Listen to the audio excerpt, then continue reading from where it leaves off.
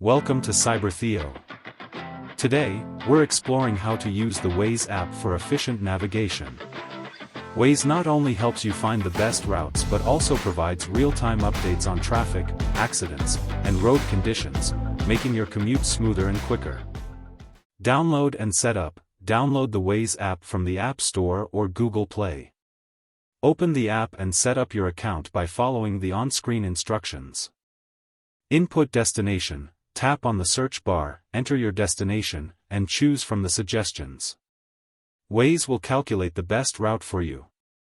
Start navigation, press the Go button to start navigating. Follow the voice-guided directions provided by the app. Report road conditions, use the Report button to alert other Waze users of traffic, accidents, or hazards.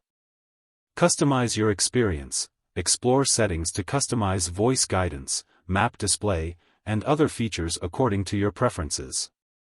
And that's how you use Waze to navigate efficiently.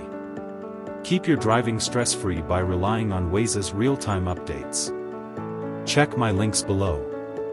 Don't forget to like, comment, and consider subscribing for more tech tips and tutorials. Thanks for watching Cyber Theo.